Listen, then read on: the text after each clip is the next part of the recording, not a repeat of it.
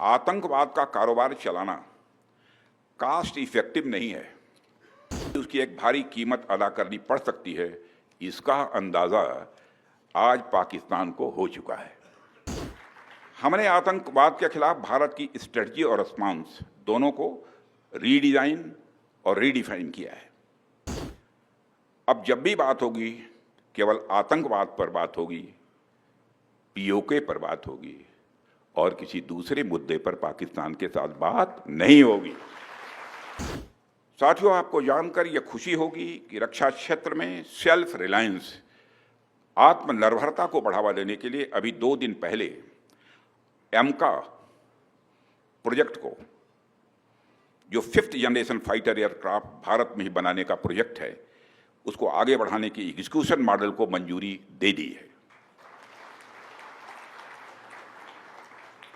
ये एक बहुत ही बोल्ड और बहुत ही डिसाइसिव डिसीजन लिया गया है, जो भारत की डिफेंस कैपेबिलिटीज को मजबूती प्रदान करने के साथ साथ इस देश में एरोस्पेस सेक्टर को एक डेप्थ और एक नई हाइट प्रदान करेगा। एमका प्रोजेक्ट के अंतर्गत आज 5 प्रोटोटाइप डेवलप करने की योजना है, जिसका बाद में सीरीज प्रोडक्शन होगा। यह निर्णय मेक इन इंडिया प्रोग्राम के इतिहास में एक मील का पत्थर माना जाना चाहिए, क्योंकि पहली बार किसी मेगा डिफेंस प्रोजेक्ट में पब्लिक सेक्टर कंपनियों के साथ साथ प्राइवेट सेक्टर ने भी पार्टिसिपेट करने का उसे मौका मिलेगा।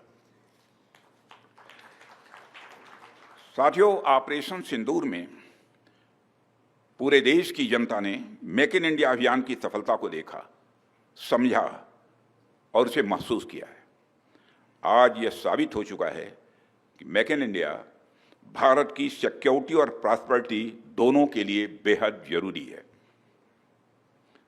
साथियों, भारत की नेशनल सिक्योरिटी में मेक इन इंडिया एक इसेंशियल कंपोनेंट है। यदि हमारे पास यह क्षमता नहीं होती तो भारत की सेनाएं पाकिस्तान के निचले हिस्से से लेकर पीओके तक, पाकिस्तान के निचले हिस्से से लेकर पीओके तक आतंकवाद के खिलाफ इतनी प्रभावी कार्रवाई नहीं कर पाती। साथियों, आतंकवाद का कारोबार चलाना कास्ट इफेक्टिव नहीं है, बल्कि उसकी एक भारी कीमत अदा करनी पड़ सकती है। इसका अंदाजा आज पाकिस्तान को हो चुका है। फिर से मैं दोहराना चाहूंगा, आतंकवाद का कारोबार चलाना कास्ट इफेक्टिव नहीं है, बल्कि उसकी एक भारी कीमत अदा करनी पड़ सकती है। इसका अनुमान आज पाकिस्तान को हो चुका है। हमने आतंकवाद के खिलाफ भारत की स्ट्रेटजी और रिस्पॉन्स दोनों को रीडिजाइन और रीडिफाइन किया है। हमने पाकिस्तान के साथ अपने इंगेजमेंट और स्कोप ऑफ डायलॉग को रिकैलिब्रेट किया है।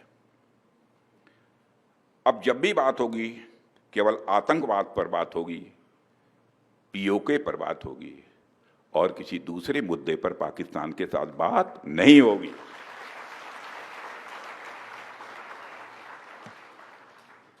वह दूसरा मुद्दा कौन हो सकता है जिस पर पाकिस्तान बात करना चाहेगा, वो आप जानते हैं।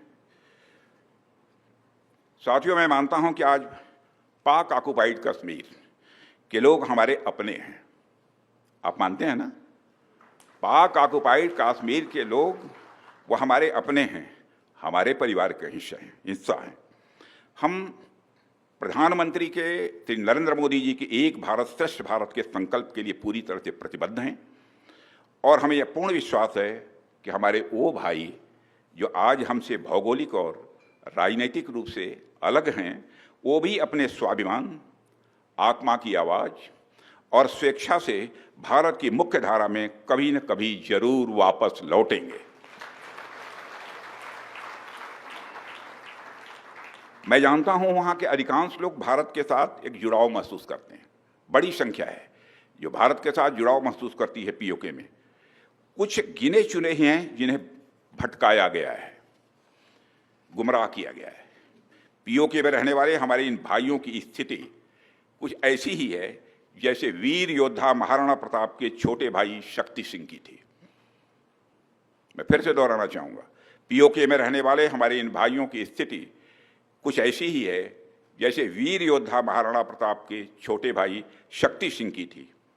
छोटे भाई शक्ति सिंह के अलग हो जाने पर भी बड़े भाई महाराणा प्रताप का विश्वास अपने छोटे भाई के प्रति बना रहता है और वह बड़े विश्वास के साथ कहते हैं कि तब कुपंथ को छोड़ सुपथ पर स्वयं चला आएगा, मेरा ही भाई है मुझसे दूर कहाँ जाएगा।